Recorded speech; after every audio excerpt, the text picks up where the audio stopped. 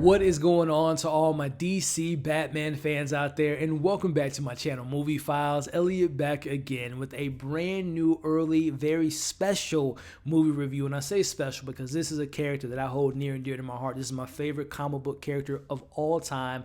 I just got a chance to see his latest film. I'm talking about the Batman, the Matt Reeves Batman. Saw it in theaters courtesy of Warner Brothers, and I am here today to talk about my pros, my cons, what are some things that really worked, what were some things that didn't work, and should you see this opening night. We're breaking it all down here in this spoiler-free review, but before we do so, make sure you all are checking me out on all my other social media accounts. If you all are new to the channel, we recently crossed 20,000 subscribers, and I love this community so much, and I want you to be a part of it, so make sure you're subscribed and you're hitting that notification bell. As you all can see on the screen now, if you enjoyed this spoiler-free movie review, well, make sure to give this video a thumbs up and also share this video to all the DC Batman fans that you all know out there. But more importantly, once you've seen the Batman, what did you think? I want to know your pros, your cons, your thoughts on the direction, the story, the cinematography, the performances, and particularly, what you think of Robert Pattinson as Batman? What were some things that didn't work for you all? And of course, I need to ask the question, who is your favorite Batman? I'm talking, it could be from live action,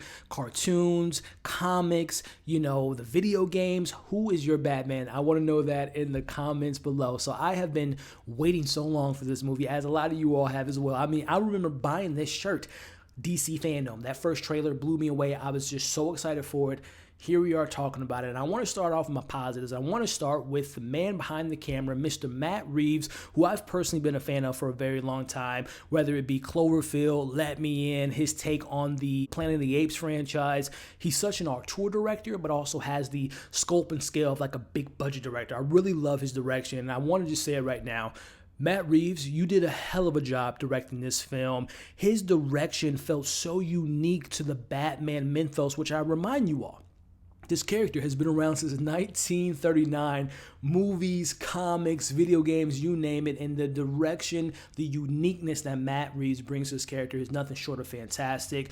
The approach of his grittiness and the groundedness of his film. I know there's going to be people out there that will just inherently compare it to Christopher Nolan's, because that was obviously a trilogy that was very grounded in reality. And this is the same. And there's no disrespect to Christopher Nolan, because he's one of my favorite directors of all time, and I love that trilogy that he made with Batman. But I have to say, Matt Reeves dives deeper into the depths of Gotham. We dive deeper into the corruption, and when I say he pushes the envelope on PG-13, we're going to talk about the noir, crime, thrilling, murder mystery here in a bit, but I really want to applaud the direction by Matt Reeves, because love it or hate it, I know some people might not be the biggest fan of his direction, or maybe even this film when they see it, but I always personally applaud a director that has a style, that has a distinctness to their style, and goes with their vision through and through, and I really applaud that with Matt Reeves, and I personally love his direction in this film. But I want to keep on that train talking about behind the scenes, and I want to transition to the cinematographer. I'm talking Greg Fraser, who I've been a fan of his work since Zero Dark 30. He recently did Denis Villeneuve's Dune. Such a unique style and certain look to his films that I love. And talk about style and unique look, the way he was able to capture the grittiness of Gotham City and capture some of the darkest moments and fit within the tone. I think this is the best looking Batman, live action Batman, that we have seen to date. His cinematography was absolutely flawless. I also want to applaud the production team, the hair and makeup, the world building. Again, I am a fan of Gotham, not in the sense of I would never live there because there's crime 24/7, but as far as the aesthetic, the look, the personality, it's a character within itself. And I think, again, from the cinematography, the direction, the production team, they all knew what Gotham was and they made it a character. And I really appreciate that as being someone that loves production and loves to dive deeper into Gotham City. So I definitely want to applaud them. And I don't see this film not getting nominated for production because it's that flawless in my opinion. I want to talk about the score. Now listen, Danny Elfman, Hans Zimmer, the GOAT. Guys, go ahead and scoot over, make some room on a table for Michael Giacchino, who I am just such a big fan of. And when I talk about score, personality, a certain tone, he captures that, whether it be Batman score, which is playing on my playlist 24/7, Selina Kyle's score as Catwoman, the Riddler score. The score in this film, like I said, Hans Zimmer's the GOAT. Michael Giacchino's score might be up there as far as one of the best, if not the best, Batman scores that I've heard of all time. This score is just, it just embraces, it just encapsulates what it means to be in Gotham, to be these characters, and I thought the score was incredible. And again, I've downloaded. I suggest you do the same if you're a score head like I am. The score is absolutely fantastic. But let's transition to, we talked about behind the camera.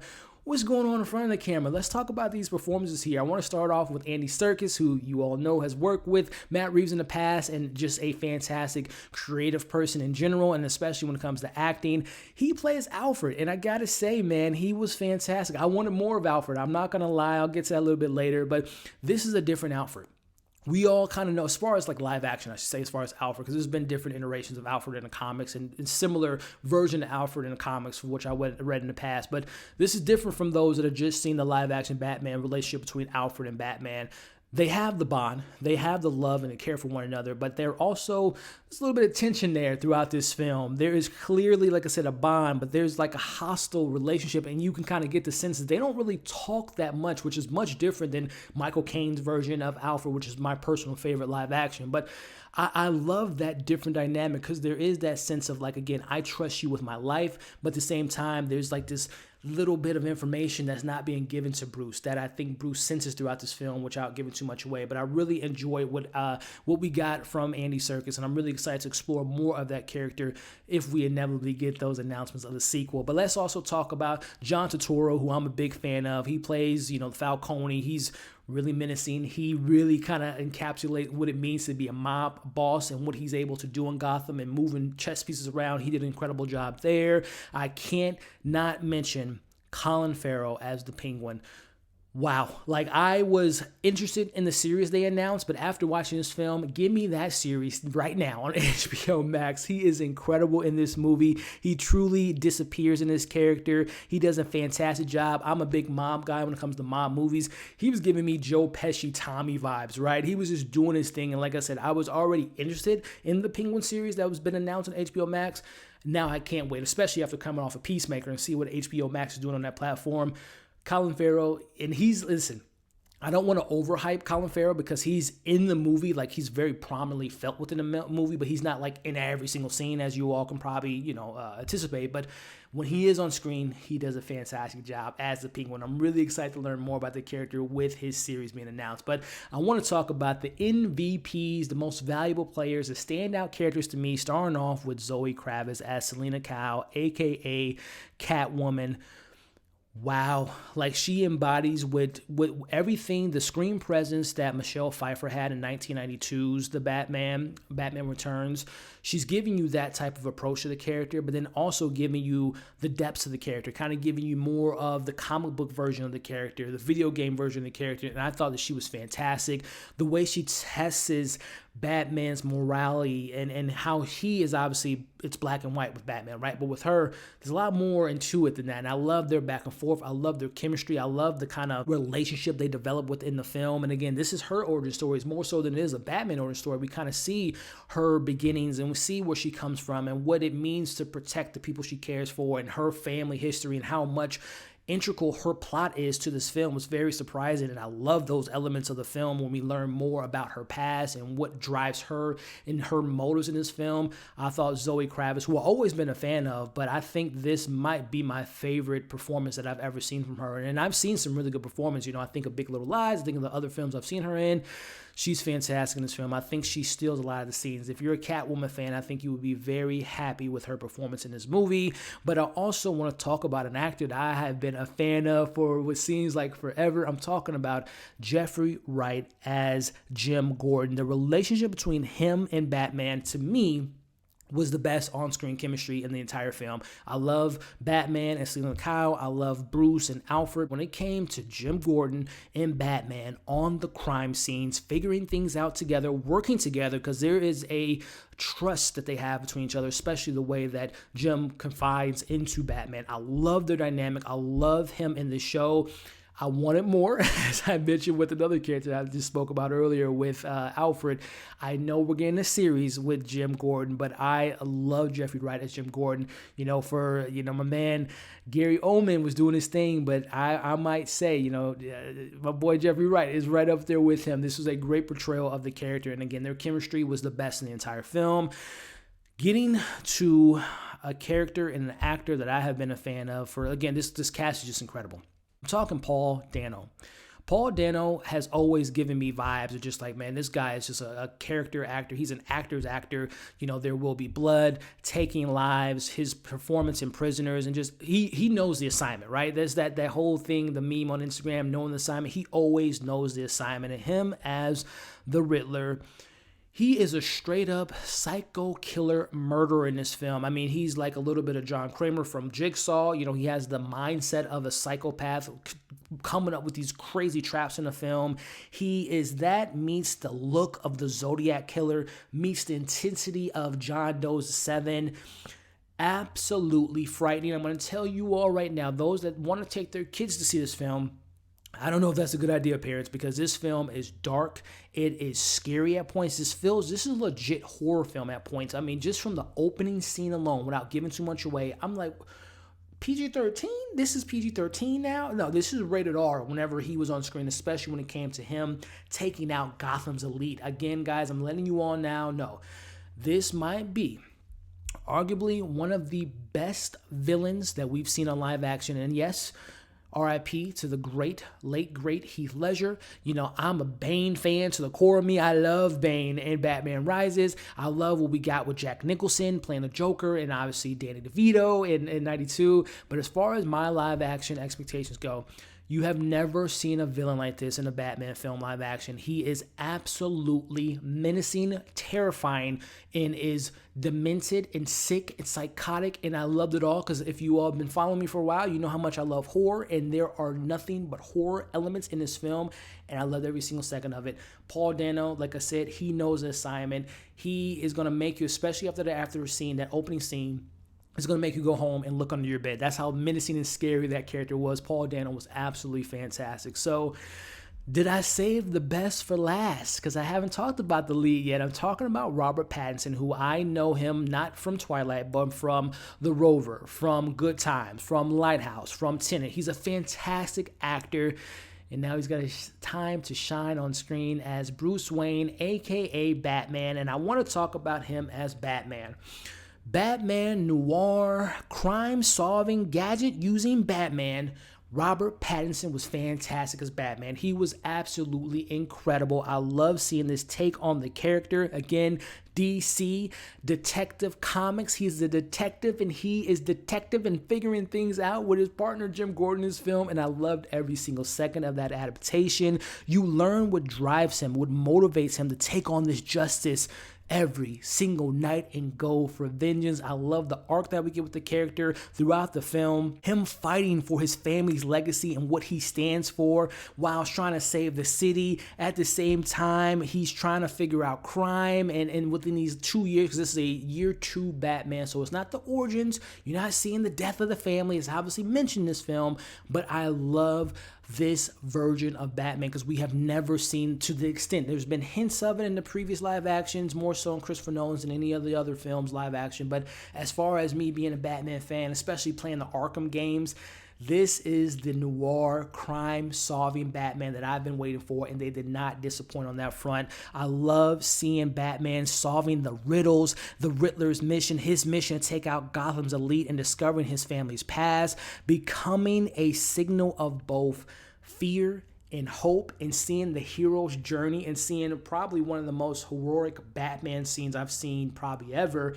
It was fantastic. Robert Pattinson as Batman did an incredible job in that role. And we're going to talk about him as Bruce Wayne in a little bit. But again, seeing the evolution of Batman becoming the hero that Gotham needs and not the vengeance his reputation holds was so fantastic to see. So this is, and last I want to mention here in regards to, this is, as promised, a true crime-solving Batman like you've never seen on screen before. So I was very happy with that. So going into my last kind of positives, without spoiling anything, a little bit of the story, I can't believe how engaging the story was, from discovering why the Riddler was doing what he was doing, to understanding all the mafia dealings, to how Bruce's family tied into it, to Selina, how she was tied into it.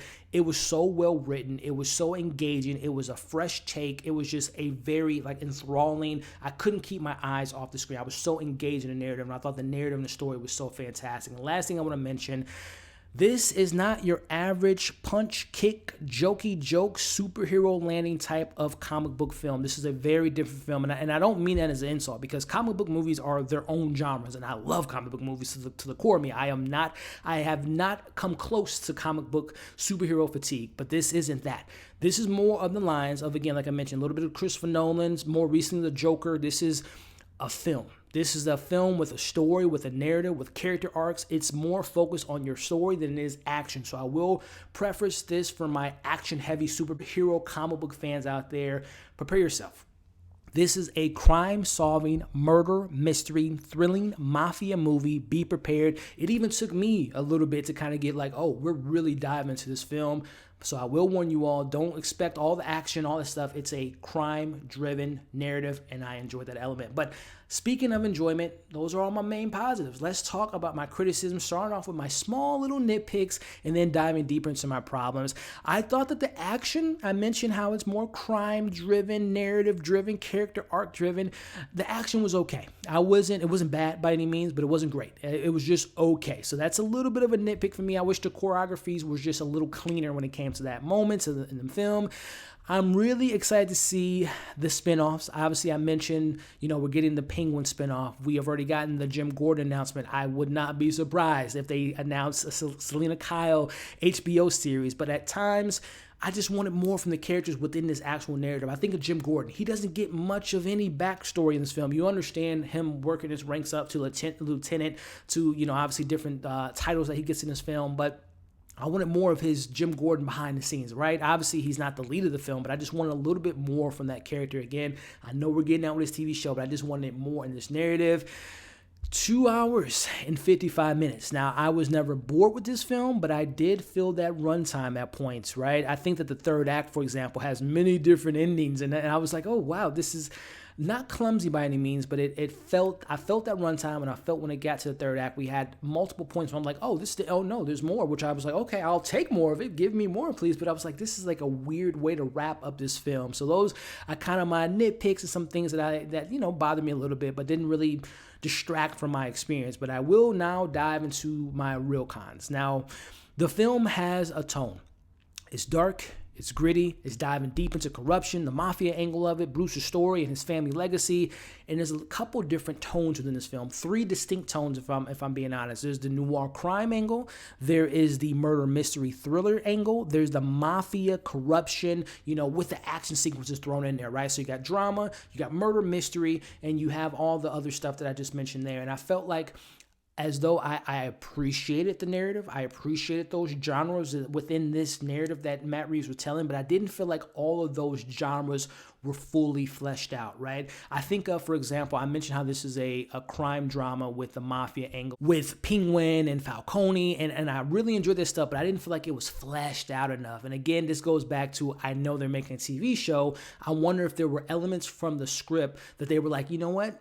We want to go there, but let's leave that for the TV show. And I feel like we should have got more of a complete narrative within those different genres, and particularly the mafia angle of the film that they present here. So that's one thing that kind of bothered me. And then transitioning into, I wanted more of that Bruce and Alfred relationship. It's present in the film, but there's not enough of it for me. I just wanted more of that relationship, more of those screen times, because when they're on screen together, they're fantastic. But I just wanted more from those two, because I love those two, and I love their dynamic, especially in this film.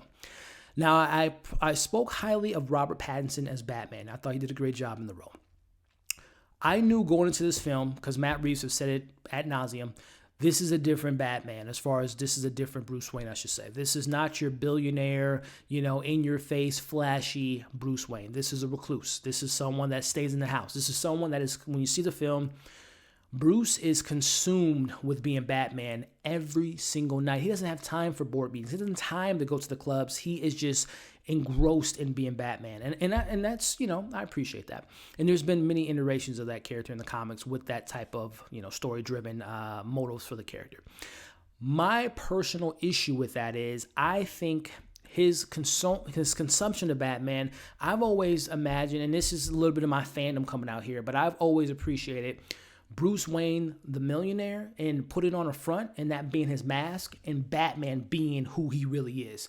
In this film, there's no distinct difference between the two. He is who he is, right? And I think it's more interesting. It brings a more dynamic, it brings some more uniqueness to the character when he is distinctively different from who he is at night. I think the man in the day should be completely different from the man at night. And in this film, he's two of the same. He's a recluse, he's emo, he's sad, he's always locked in the house. He comes out every now and then in the film, and we definitely get more of Batman. I would say this is 75% Batman and maybe 25% Bruce Wayne. And when we get that Bruce Wayne, like I said, you couldn't separate the two. They were two of the same characters, which I think is just a missed opportunity to not explore those elements of Bruce Wayne. And I do know, or I don't know this, but I would feel as though once we get those inevitable announced sequels, we're going to explore more of Bruce Wayne, maybe adapting more of that billionaire lifestyle so he can distinct himself, separate the two, so people want to obviously know he's never out doing things. Could he be the Batman? So I'm hoping they explore that in the, like I said, inevitable sequels for this film. And again, I don't blame that on Robert Pattinson. I blame that more so on the writing and the direction by Matt Reeves to kind of go that direction for the character. So those are my main pros. Those are my main cons. Before I give you all my score and my overall thoughts, if you haven't already, make sure to like, share, comment below, subscribe to the channel if you haven't already. Overall, this, as promised, is a dark noir crime-solving murder mystery thriller that had me locked in from the start. Matt Reeves truly had a vision of Gotham and its corruption and how it affects the people, and drove the story of the family legacy of Batman and what drives him to save the city and become the hero it needs, and not allowing the vengeance to consume him. Giacchino's score was masterful. The performances of our main cast was fantastic. I had my issues, but I can see them maybe changing after another watch. But overall, this is a must-see experience in theaters if you have the opportunity to see it in theaters. So with all that being said, I'm going to give The Batman a 4.5 out of 5. And listen, that score can only go up after I inevitably see this again in theaters. But right now, I'm standing at a 4.5 out of 5. And hey, that's my thoughts 20-something minutes later. I love this character. I try my best not to come in with my Batman fandom, and I just wanted to take the film as what Matt Reeves wanted to give, and I thought he did a great job in doing so. I mentioned my pros, I mentioned my cons. I want to talk more about this film, so expect, possibly a spoiler review on the release of the film, maybe even bringing up some other, Justice League members to talk about this film for like a live discussion. I really enjoyed it. I damn near love this film. I think that this film can, like I said, the score can only go up for me because I do plan on seeing it again. So, hey, I appreciate you all watching this review. Hope you enjoyed it. Hope you're staying safe. Again, let me know in the comments once you've seen it, your pros, your cons, your thoughts on the performances, what didn't work for you all, and everything in between. And again, who is your favorite Batman? I guess I need to answer my own question. Live action, I gotta go a mixture of Christian Bale. It's almost a three-way tie for me, right? The Christian Bale, Michael Keaton growing up with him, and then, Ben Affleck. But I gotta go Christian Bale. And no disrespect, I gotta shout out the animation. Kevin Conroy is incredible. The video games Batman, I love the character, no less. But let me know your favorite Batman. And again, once you've seen it, all your thoughts. So again, hope you enjoyed this review. Hope you all are staying safe. As you can see on the screen now, subscribe to my channel. Check out my other content. We'll catch you all on the next video.